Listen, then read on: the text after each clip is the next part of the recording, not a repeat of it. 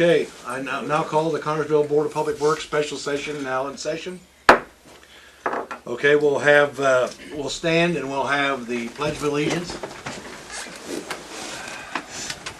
I pledge allegiance to the flag of the United States of America and to the republic for which it stands, one nation under God, indivisible, with liberty and justice for all. Now Sharon will lead us in invocation. Dear Heavenly Father, we just thank you for this time. We thank you for this opportunity that we can help people have knowledge and understanding of what we're doing in the community. And I consider it an honor to be here with the Board of Works.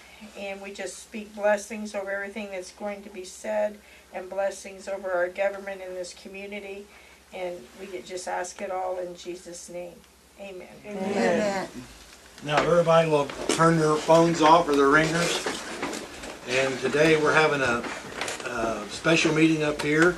Some of the board members wanted to know what was going on in the community as far as the drug problems and other things we have going on, the needle exchange programs.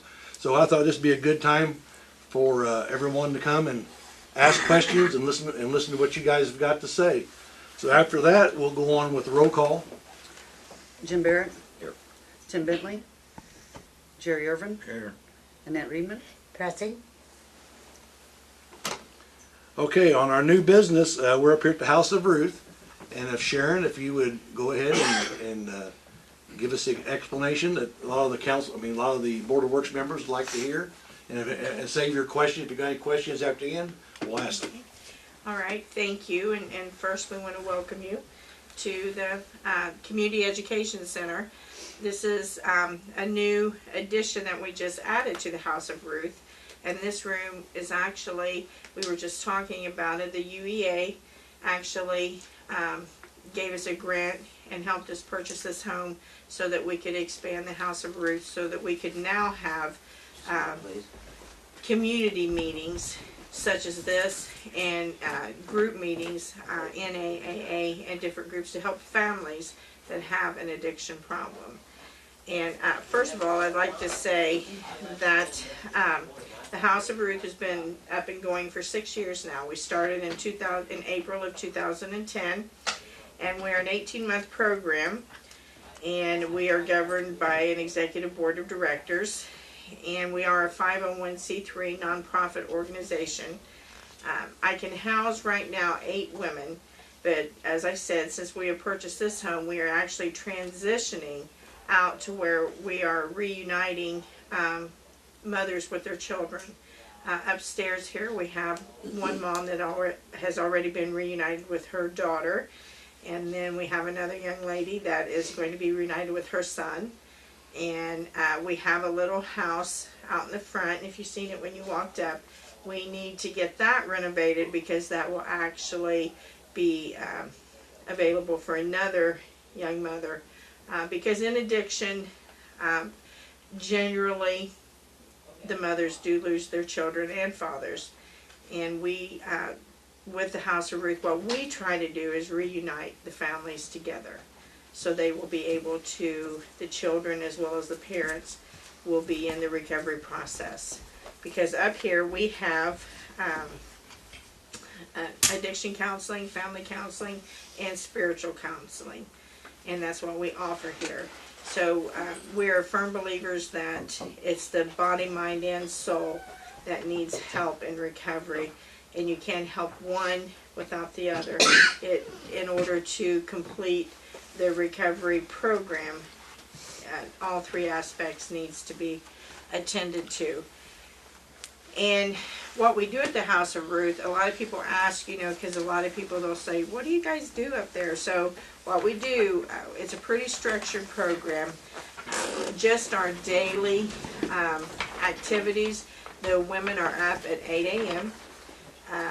From 8 a.m. until 9, they have their breakfast, have their showers. Some of them get up earlier than that, but the latest they're allowed to sleep in is 8.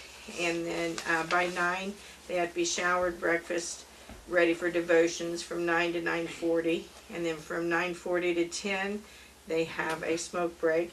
Smoking is allowed outside. They have to be on the porch or in the back of the house. From 10 to 12, they have class. From 12 to 1, they have lunch. From 1 to 2, they have chores. 2 to 4, they have bookwork. From 4 to 6, they are required to have supper, a sit-down meal.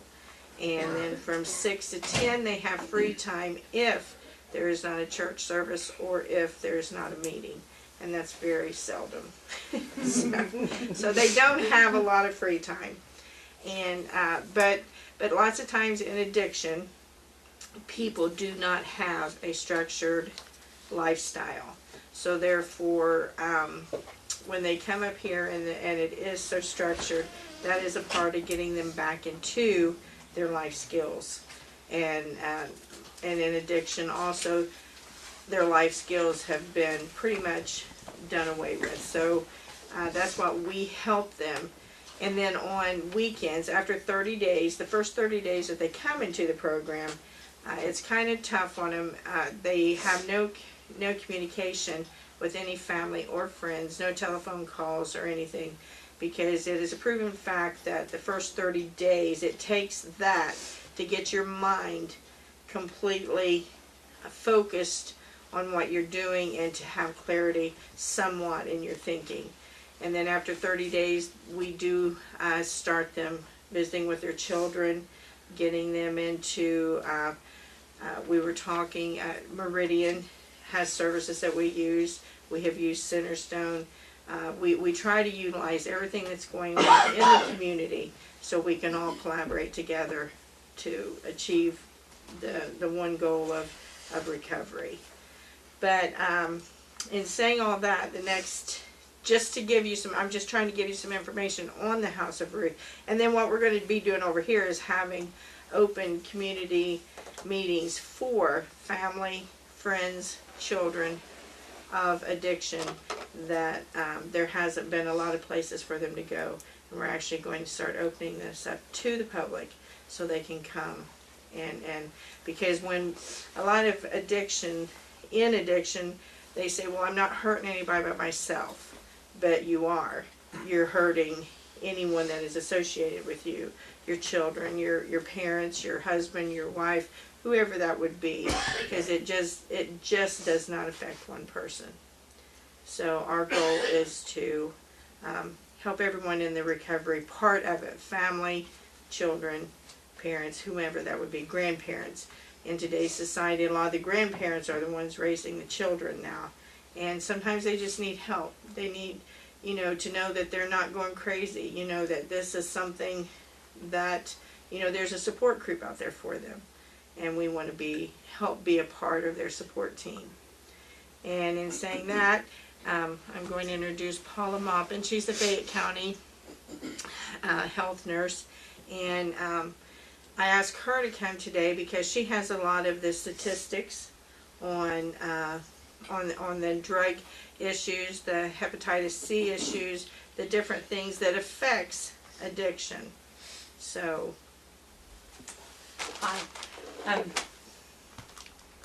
I'll explain that needle exchange that we started. We started November 18th. But we've gone out into the trailer. We've decided to suspend the trailer activities until the weather warms up because it's not insulated and it's not heated. We have a generator that supports a heater in our computers and the lights, but it just does not warm up very much. So we have our exchange in the office now. We open it up on Tuesday and Thursday mornings. If I'm there other days, then if somebody comes in, I don't mind helping them, but we have arranged for volunteers or myself to definitely be there on Tuesday and Thursday mornings. People come in, and what we offer them is any equipment that they need that will spread disease. The hepatitis C rate in Fayette County is out of control, I believe. In 2015, our county received 115 reports of hepatitis C. That's not to say that they were all proved to be actual cases. Some of them you can rule them out, some of them you can't determine, but most of them are hepatitis. They are proven to be chronic hepatitis, and you can really connect it to drug use. So we give them anything that spreads disease. And I brought a sample of some things. I'll just show you the more controversial things that we have. These are the cookers that we give out. The cooker is the second easiest way to spread hepatitis. Any equipment that they share, including water, they can have a cup of water in the middle of the table and several people might be injecting. If they put the needle that they've used in that water, then anybody else who uses that water could potentially get hepatitis from it. The cookers, we have the tourniquets, which also can spread through body fluids and stuff in open wounds on their arms. And then we have a little packet. These are little cottons they're filters you put inside the cooker, and when they draw their drug, it filters out any of the impurities that could cause infections or problems. We also give out things for wound care and educate. We do a lot of educating when people come in on proper, like cleaning. Make sure you clean your arm, have good hand washing. It's all about staying clean, because not only is it the hepatitis and the HIV that we're concerned about there, but there's also, if they don't use, they're not in clean conditions, then there's the potential for infections, abscesses. It could cause pericarditis, which is a bad heart disease, and a lot of health issues down the road. And it's a financial burden to treat all these diseases that it can cause. So that is the reason behind our needle exchange.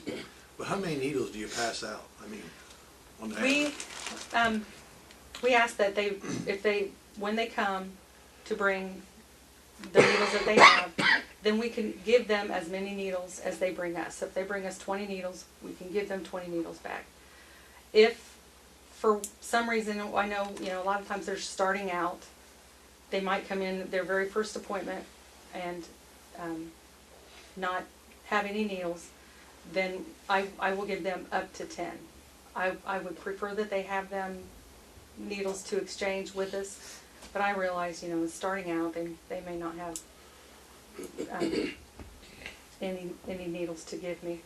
And then another thing we do is we have a sharps container that we give, and really strongly encourage them to use this. We give out information on how to store needles and dispose of them. Try to prevent them from being, found in the neighborhood, in the dugouts, behind the stores, things like that. But we generally will give them what they bring us. Yeah, that's a good question. The person that brings in the 10 needles, is all of this kept confidential? It's actually anonymous. I don't need any of their name. All I need is some of their initials in their name and their birth date. Then the database that the state provides for us will generate an ID number. We write that on the card, and then tell them to keep that card with them at all times. Then if they were to be searched, the officers would see that they have the equipment, they have the card, so they're making an attempt to prevent the disease. And they may or may not be cut a break. More than likely they will. The police are supportive of this, and so hopefully they have their card on them. I've run into a couple of situations where they don't have their card when they come back in, so it's kind of hard to look up a person in the database with no information. But yeah, I don't have to know I don't have to know their name. So how many people you got coming in right now? We have had a total of 5.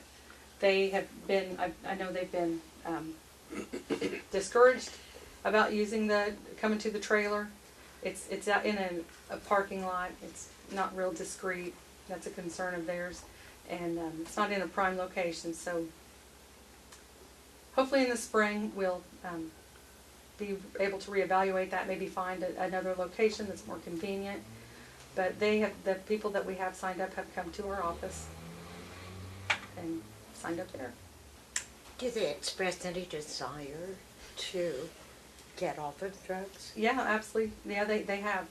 A couple of them have talked to me about going into treatment, and I strongly encourage it. And every time someone comes in, I discuss the different services that we have, which is we can refer them to treatment. We can do testing, HIV, hepatitis C testing. If they don't have insurance, then we are able to do presumptive eligibility for HIP 2.0 and see if they're eligible for that. If they do test positive for hepatitis C, then we can get them referred to a gastroenterologist for treatment for that. And the state has a really good program for anybody who has HIV positive. We get their name into that system, and the state follows up with them after that. But yeah, we've had... You know, I am so in agreement with Harold as far as pursuing this issue of drugs, but all we hear about is the people that are on drugs, the people who sell drugs. And honestly, I did not know that you were available for counsel. I did not know the House of Ruth, and I don't know how many sitting here have been helped, but God bless you. This is wonderful. And you know, if in the process of us talking about it, at least we know now you're helping, all of you are helping. And it isn't going to be a downward spiral, you know. There's help out there. But now we know who to make reference to. Thank you, Harold. You're welcome. And you know what, do you want to, Sharon, you want to talk about House of David a little bit? Well, yes, and I was just getting ready to say, with following up with what Annette said, you know, the perfect scenario would be not to have to need any of these services. Amen. But in today's society, and not just in Fayette County, and that's one thing that, you know, we had stressed earlier, you know, yes, we do have a problem, a major problem here. Well, you know, But the there is presidential campaigns, Mhm. they have all stressed the heroin that is just rampant in the United States. Yeah, and there's so many other drugs, you know, that get things started, but it's one of those things, as long as, and I appreciate, you know, that this board is interested in helping, because I know the women that I deal with, and the people that has came through the program, and the people that Derek helps and Paula helps. I mean, people doesn't wake up one day and say, I think I'll be an addict today. I think I'll ruin my life. I think I'll lose my kids. I think I'll, you know, it's a process. It happens. And that's the same way with recovery. That's why there has to be a support team.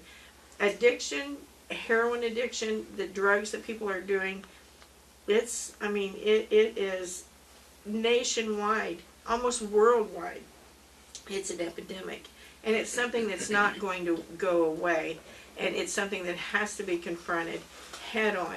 And that's one of the things. And I've been here 6 years. And when I first started, you know, people, you know, they looked at me like I had two heads. You know, what are you doing that for? But I seen the need. And of course, God called me into this. I believe that with all my heart. And I love doing it. You know, people will even ask me, aren't you scared to work with those people? No, those people are someone's daughter. They're someone's mom. They're someone's sister. They're someone's, you know, child. And it's like, you know, I want to help them get better. And yes, we do have success stories. We have people working. We have mothers being reunited with their children. And that's what it's about. If we only help one person, then that person is going to help someone else. They're just going to pay it forward. And in saying that, because you were asking about the House of David, I'd like to introduce to you Derek Harrison, and he is the addiction coach and mentor here. He is actually going to college at Wesleyan College. He will have his bachelor's in addiction counseling in May, and he does a great job with the women and the men, and he helps in so many different aspects. Amen. Do you want to pass one of those brochures maybe? Yes. With the House of David? Yes. But, yep, my name's Derek Harrison, and I am employed here at the House of Ruth, thanks to grants from Reed Community. We just appreciate the opportunity to be able to provide these services at a cost-effective, in a cost-effective way compared to a lot of treatments. And so, and the thing about what we're doing here at the House of Ruth is that we are implementing more evidence-based programming, and that's why we have this spread out here today, just for the public to know, for the community to know, and also for you to know that we are using these new programs and updating the services that are available to these women, and we're excited to do that. The Living in Balance, it was actually introduced to us through a training that was conducted by Community Corrections, Michelle Dudley, and she also made it possible for Danny Floyd from One Cent Ministries and myself to be employed in the jail, and we're also using these same services in the jail. And so not only are they being used in the jail, but they're being used here also. And so that's going to be the core program going forward, and it's made up of 47 sessions, and so that'll pretty much last the first year that the women that come in the future.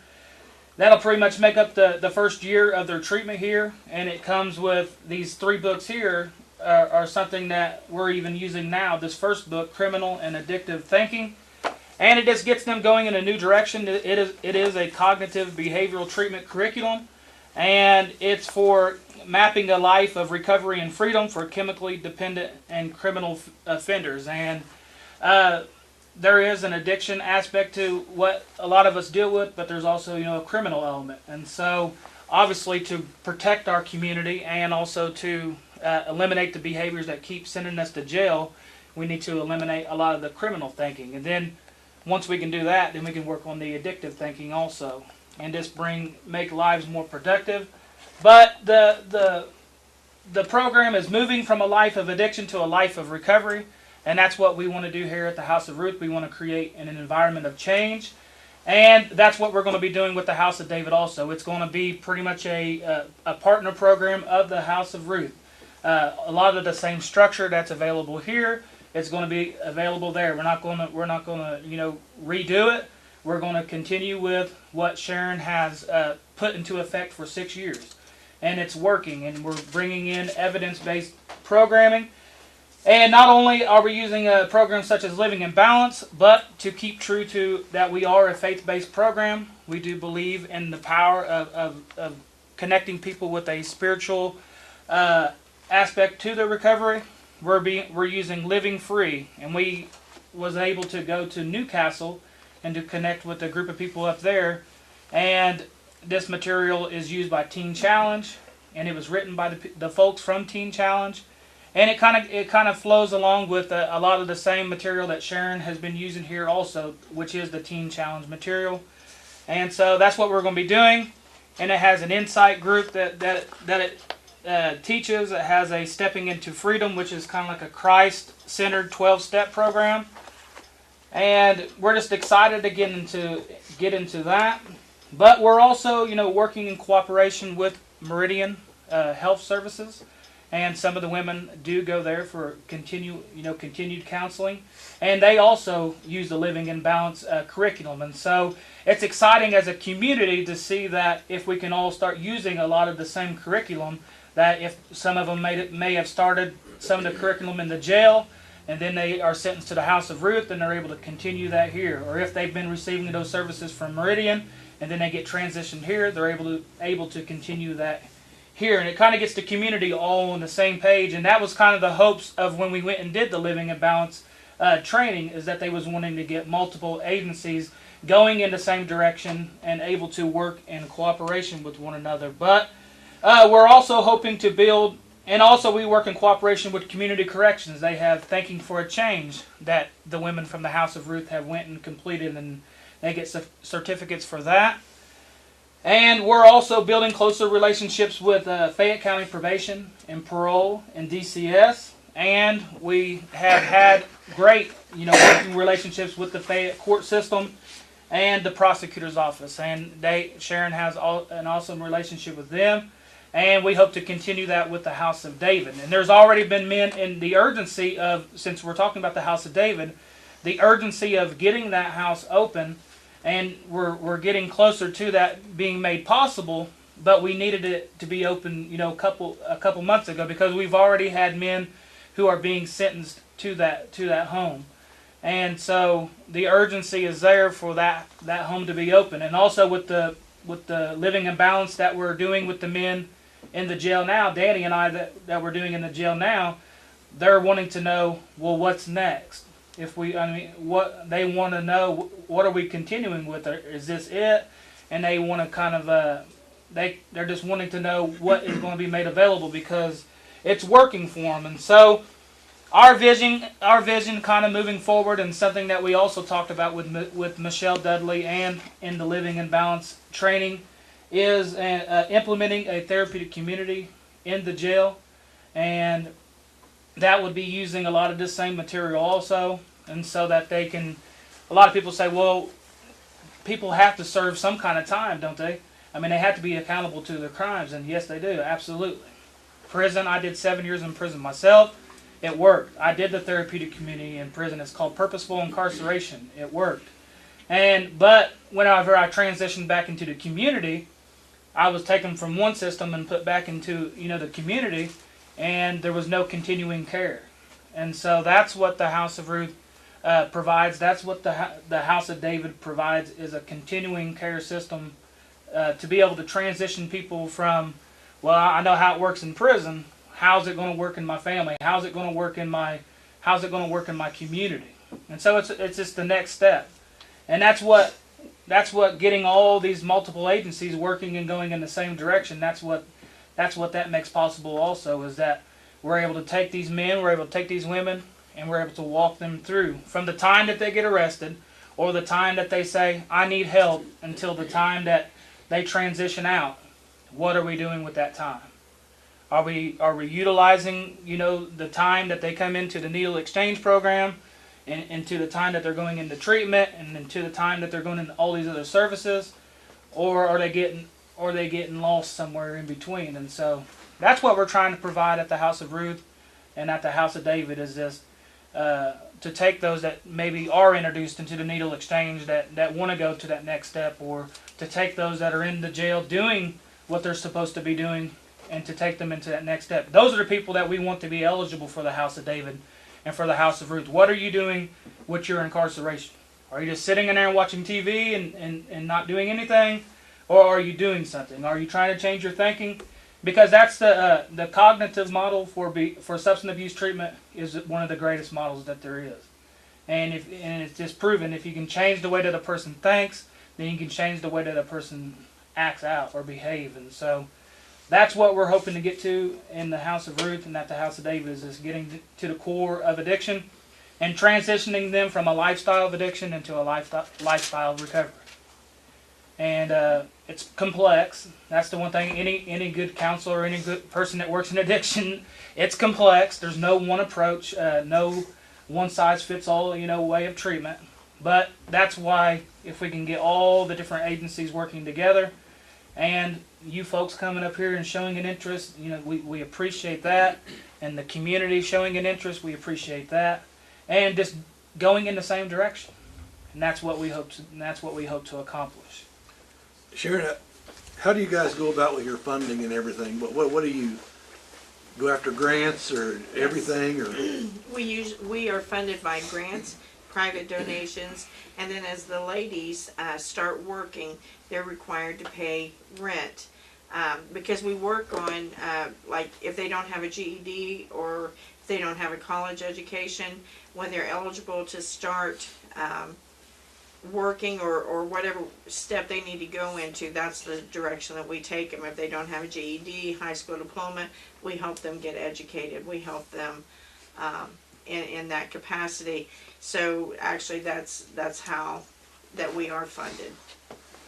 Well, I mean, on taking private donations, and anybody's gonna be watching this in the next few weeks, where would they send money to help you out? They would send it to the House of Ruth at 322 Summit Avenue, and it's here in Connersville, of course. And but all the money, 100% of the money that we receive goes into the operations and the education, prevention, and treatment of in the community. Now, would that also fund House of David too? Would they help with that or anything? We are starting, it's separate funding. The House of David, we're under the same 501c3. They are under our board and our articles of incorporation, but they are actually, there will be a separate entity, but we are starting funding for them also, yes. We do fundraisers too. We do a lot of fundraisers to help raise money. We have it for the House of Ruth. We have an annual, it's called the Royal Ball in the fall, and you actually attended last year. And that's what we're going to start setting up for the House of David also, and that will be, you know, something. And then we help too. The trustees help with utilities at the beginning of the year, and so there's different places that we utilize. The Reed Foundation have helped us tremendously with staffing. The Fayette County Drug Coalition, we get a grant for them for education. United Way, we receive grants from them.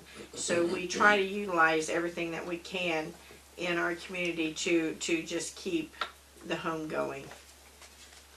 Hate to put the girls on the spot, but does anybody would like to say anything on TV about what you feel or anything? A couple of the girls, they said that they would be glad to speak, and the reason that I invited them to, because they do not have to by no means, but because sometimes, I mean, we can tell you everything that we're doing, and we can tell you why we're doing it, but sometimes getting the perspective of someone that has been in addiction and that is in recovery now, seeing where they were as to where they are now, I think that gives you a better insight of what addiction is. Do you have any questions that you want to ask them? Board, is there any questions you want to ask? Oh, I got a question for the health nurse. Okay. You mentioned earlier there's approximately 100 plus cases of the hepatitis in Fayette County.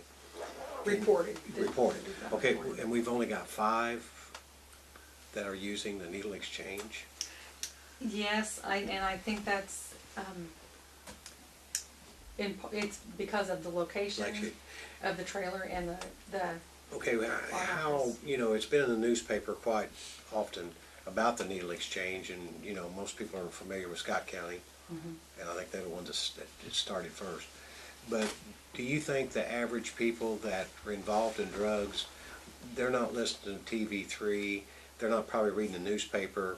Is there some other means of getting this out to them that, hey, you can utilize this program and you're not going to have the police knocking on your door the next day? If anybody has any ideas, I'd love to hear. That's one of my concerns, you know. Yeah. And the other thing I got too, I think you do a marvelous job, you and your group, your staff. Thank you. Everybody, I'm a little bit familiar with it from sitting on the UEA board. But, you know, the thing I see with drug addiction, you know, you have a lot of people that go into programs, and then after that program, they're back, you know, later on. And we see so much in the news media today with overdosed.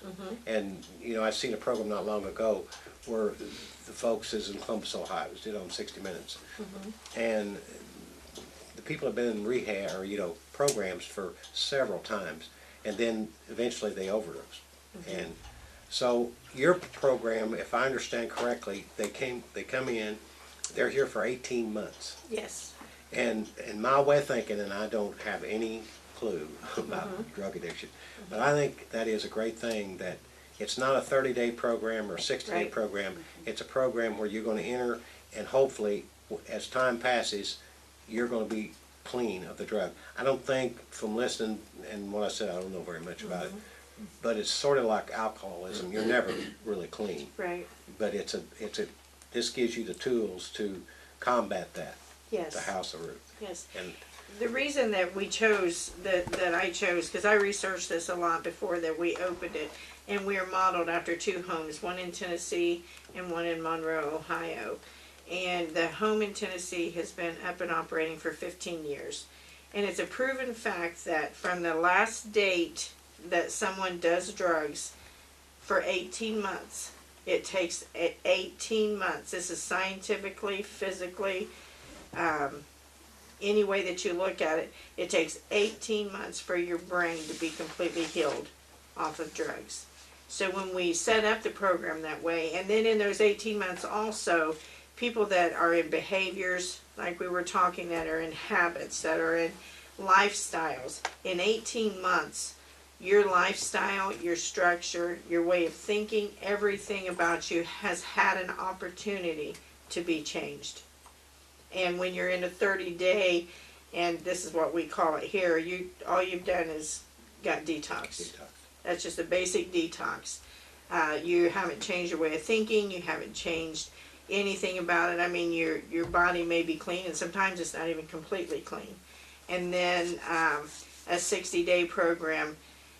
I mean, this is just me. Now, this is I'm giving you my opinion on it.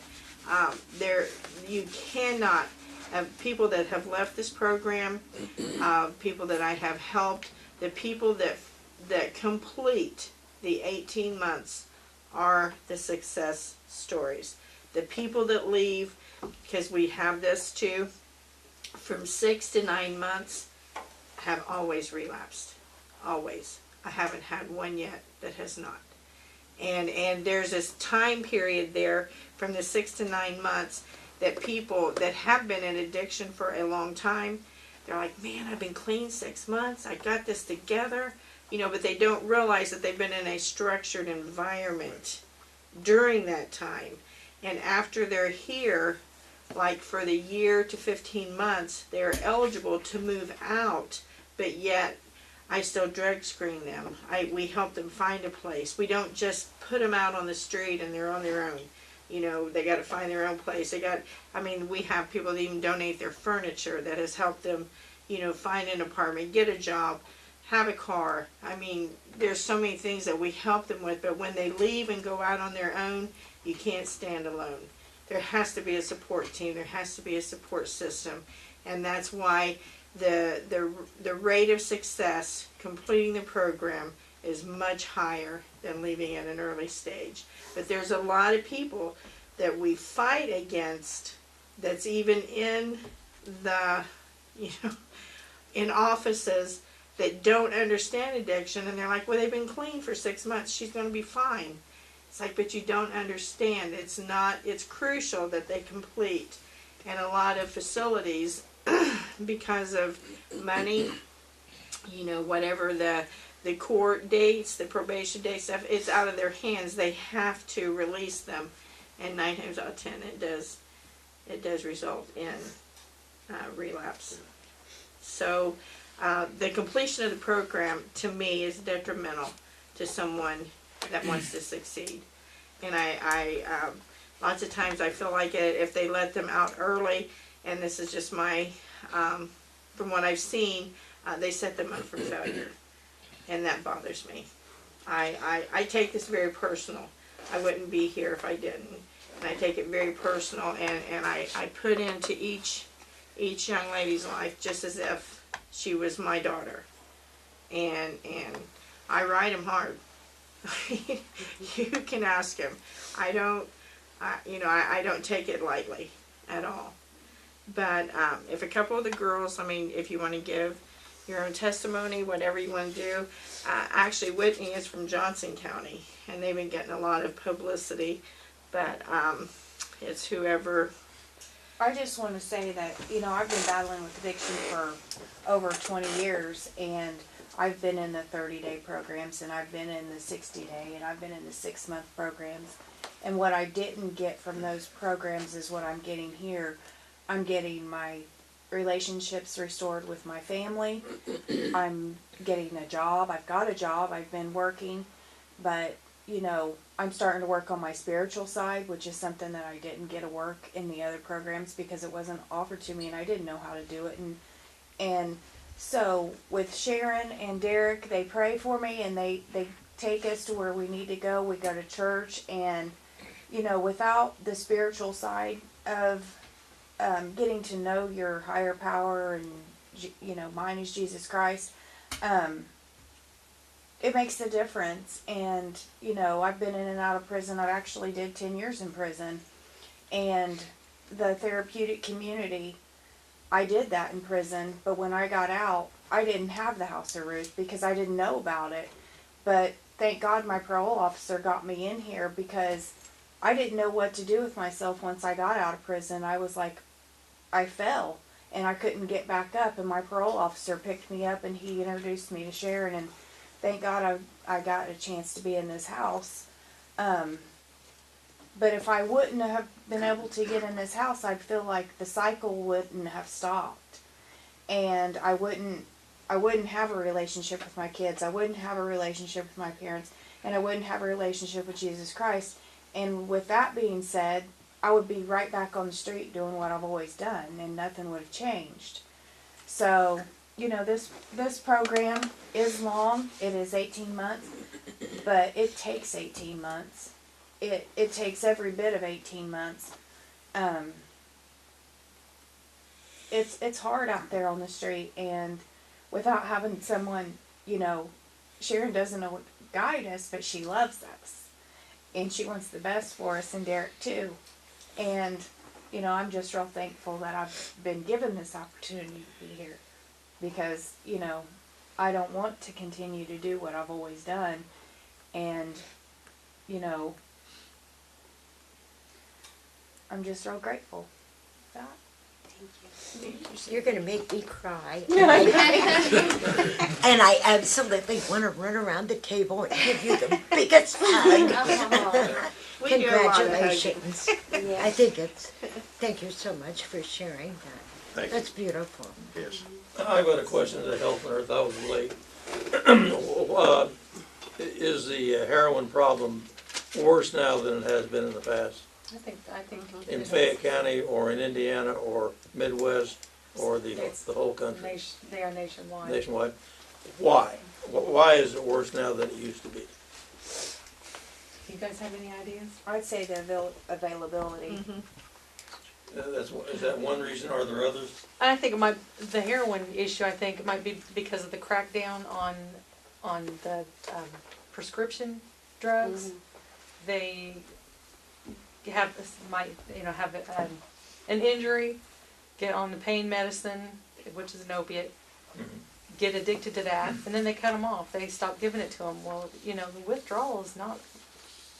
Plus, I've seen it. I've not ever been through it, but it's horrible to see.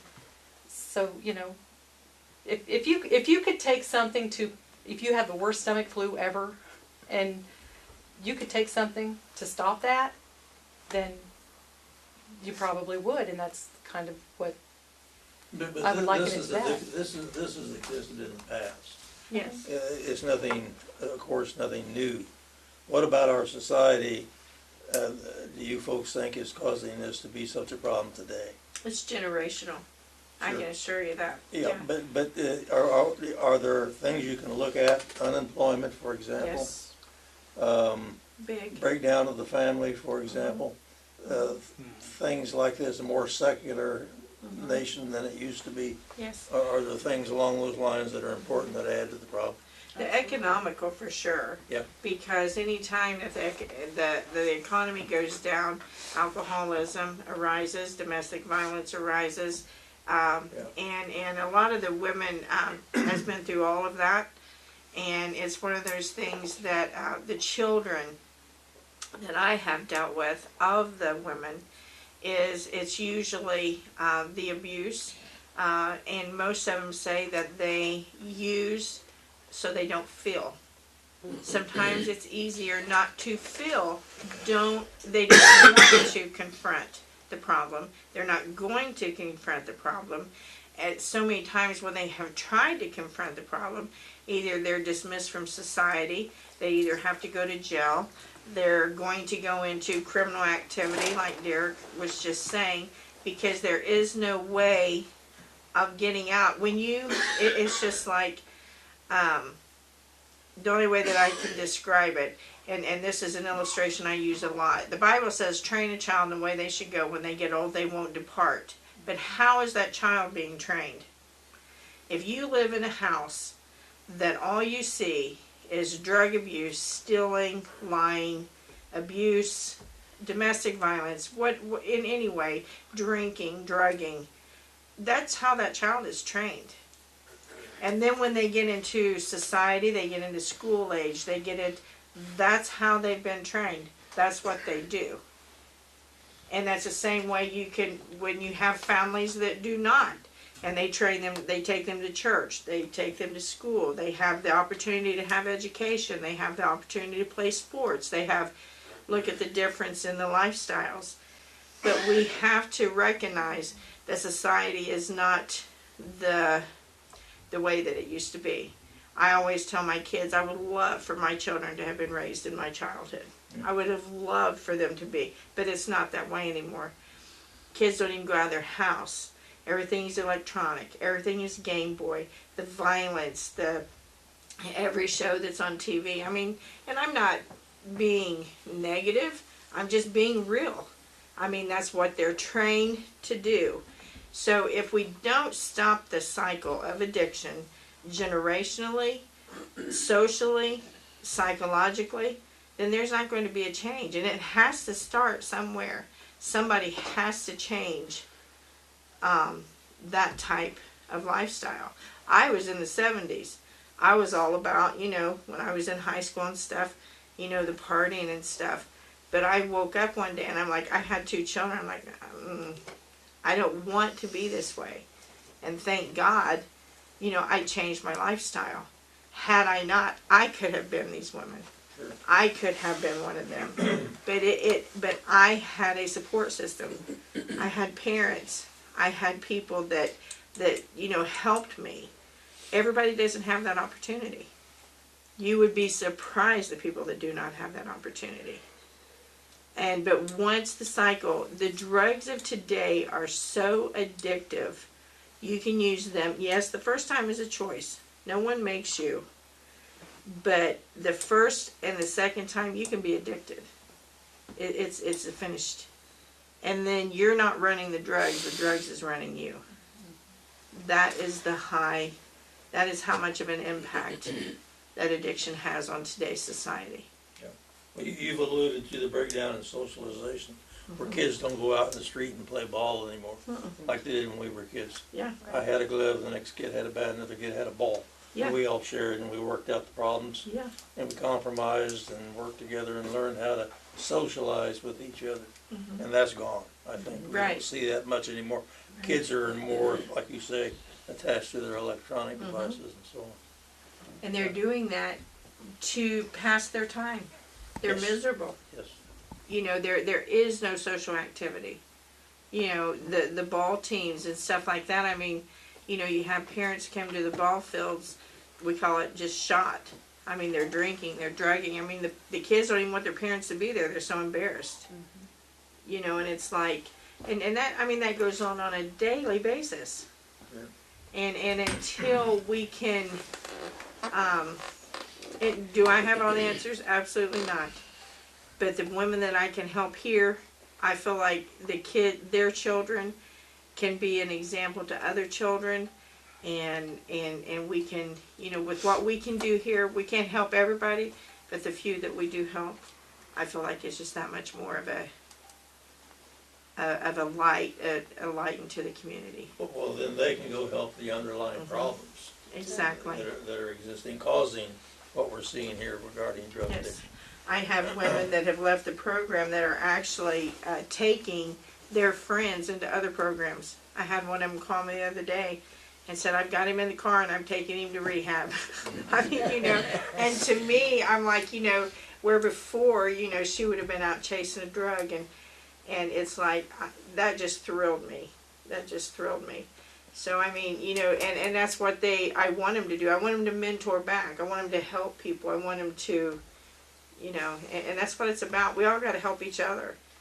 Because I can't fix it by myself. Derek can't, the board can't. I mean, it's going to take the community saying, okay, we got a problem here. It's not going away. What are we going to do together that's going to get this done? You know, and when we all work together, you know, that's when it'll work. And I think what you're telling us is it has to be done on a community by community basis, Yes. grassroots, Yes. as opposed to the government looking down and trying to fix things. Yes. Many times that doesn't work, as we've seen. So it needs to be a grassroots effort, like you're doing. Yes. Yeah. Absolutely. Would you like to say something? Well, I'm just grateful that I'm in the House of Ruth, and I'm grateful that there was a program that I could go to, because you'd be surprised.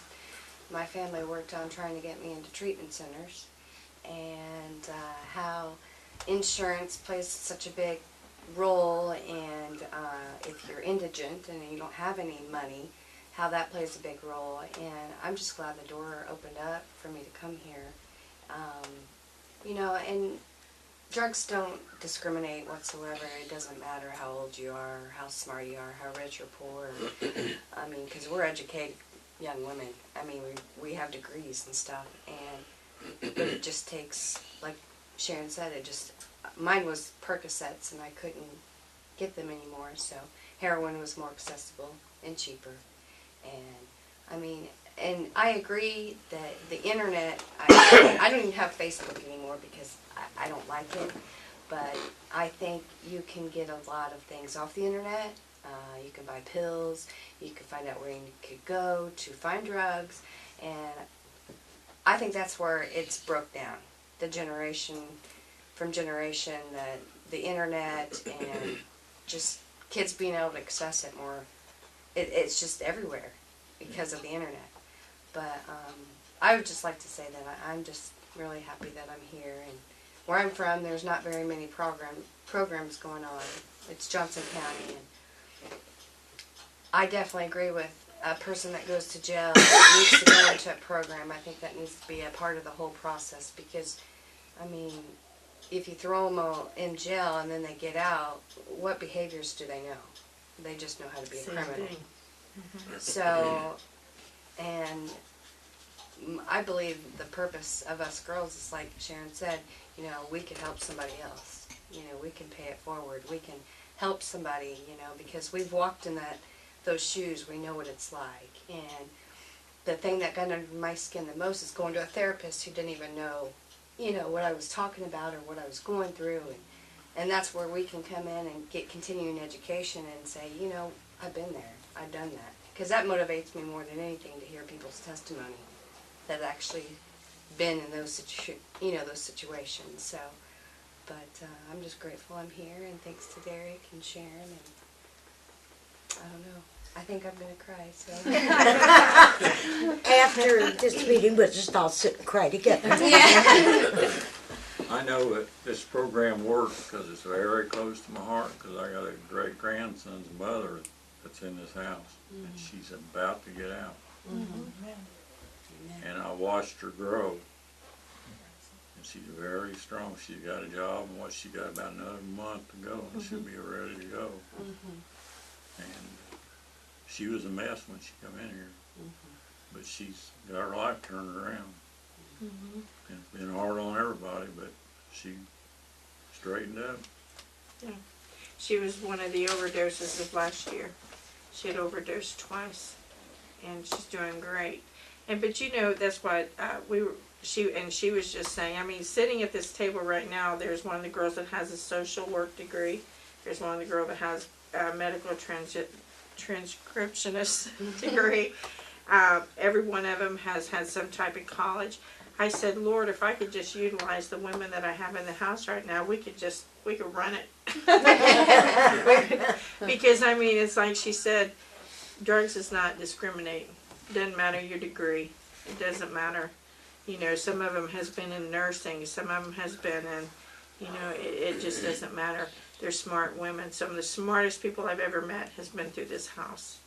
And it's just getting them refocused and putting them back on track. And that's what it's about. Have we helped? I believe you have. Oh, I think my goodness. You know, you made the comment that you feel bad. You were sitting with a psychologist or psychiatrist who didn't have a clue. Right. You know, I have to admit I've never been addicted to drugs. But you know what? I've got a heart. Right. And I hear everything you say. Now, I may not totally understand, but that heart still wants to reach out and help you.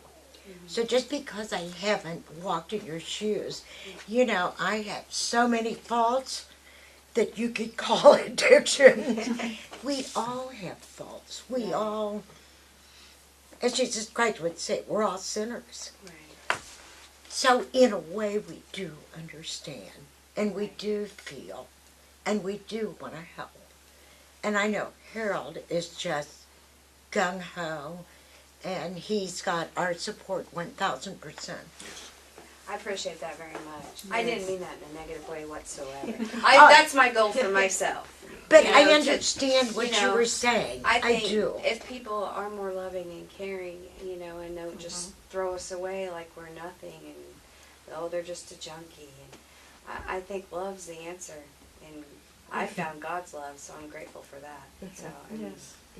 a little bit more hugs and less. So, There's no such thing as just a junkie. right. No, there's not. Yeah. I think I'm just happy to know firsthand that there is help. Because it seems like if somebody gets arrested for drugs, they end up in jail. Which, you know, that's not for me to judge. But to know that there's help here to get them on the right track, that's wonderful. The biggest thing that we need, and Harold kind of hit on it, you know, how do we fund or staff her? The biggest thing we need is a larger facility. I mean, it's all I can house is 8 women, and that's all that I can do, and that's my goal. I mean, and people think I'm crazy, but I mean, I would love to have an orphanage. I mean, for the women's kids that, you know, because they have to be separated here, you know, from there.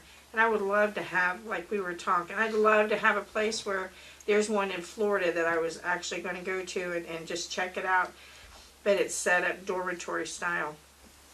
And have the kids, you know, that are taken away from their families, instead of foster to foster to foster, which fostering is good, I appreciate it, you know, to have them to where, you know, they can have a cat and they can have a dog and they can get up and go to school on time and clean clothes with breakfast and you know, and people say, well, that's crazy. No, that's life to me. That's how kids should be able to live. You know, that's reality in my world. But so many times the children are forgotten, or I've heard people say, you know, well, you know, they'll adjust.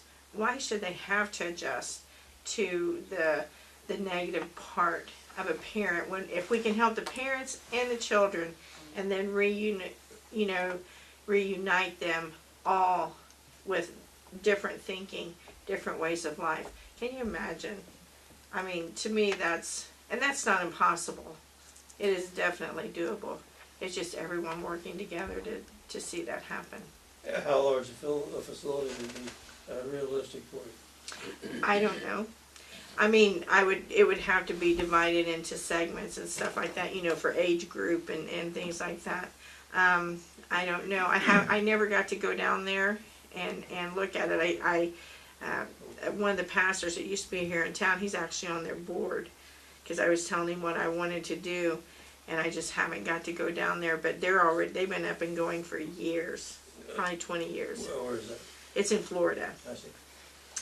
And because I was telling him, I said, you know, and then the families, because the mothers that are here could actually have supper with their children, help them with homework of a night, you know, it could start More that structure. bonding, right, more structure, starting that bonding instead of everybody being, dislocated somewhere, They could actually, they could have that bath time at night, the story time at night, to start reunifying that family at an earlier process. Because that's one thing that I'm all about here is, I want those kids reunited with we work on that a lot.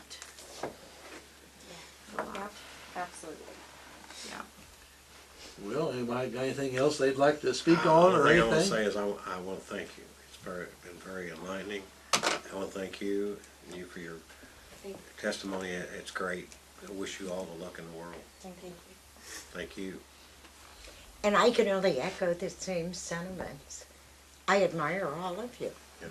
Thank you for helping me. There's been a lot of information shared out there. I hope you Yeah, out there I in feel- TD land I gotta go home and take a nap. listen and come to their needs and make donations and appreciate everything you can do for the House of Ruth, the House of David, and the 1 Cent Ministries. Yes. So with that, I'll ask for a motion to adjourn. So moved. A second. Second. Motion and a second. All in favor, signify by saying aye. Aye. All opposed? Passed.